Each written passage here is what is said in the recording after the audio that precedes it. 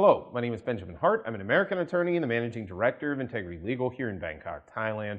As the title of this video suggests, we're discussing cannabis in Thailand, and many people have asked me, why do you keep talking about this? Well, it's huge news here. It's definitely one of the biggest pieces of legal news in Thailand at the moment. It's a huge sea change from Thai policy up to this year. It's really fundamental.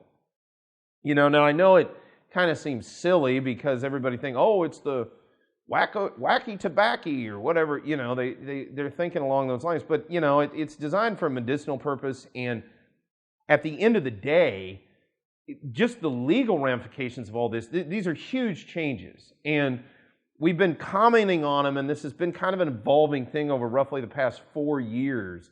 But I can't stress enough that, really this stuff coming to a head the last few months, it's pretty fundamentally changed the legal landscape in many ways here in Thailand.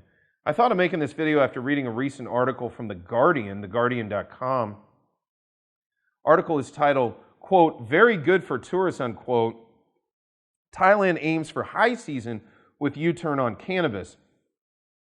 And this excerpt in here I thought was, honestly, of everything I've read about in the press and discussing it with my colleagues here in the firm, this excerpt, and I urge those who are watching this video, go check out that article in detail. A lot of information in there, good information, interesting information.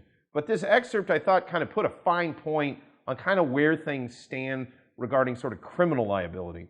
Quoting directly, "Recreational use of cannabis is discouraged, with officials warning that anyone caught smoking cannabis in public could be charged with creating a public, quote, smell nuisance, unquote, under the Public Health Act and face a 25,000 baht, 580 pound fine and 3 months imprisonment. But on the beaches of Koh Samui, the law seems rather more open to interpretation." Yeah, that's really nuisance is probably, as we discussed in other videos going back a couple of weeks now, or maybe it's a couple of months, the one specifically I'm thinking of, and I'll try to get the link and put it in the description below, the one specific video I'm thinking of was "The Dude Abides, Keep It Inside."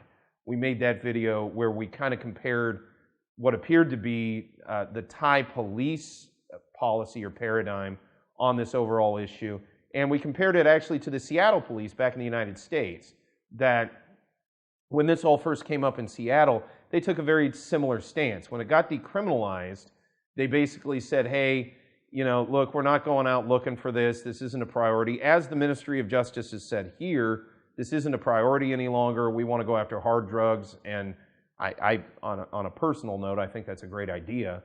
And they basically said, in Seattle, they said, the dude abides, keep it inside. Just stay indoors. We're not coming to people's houses. The Thai police said basically the same thing.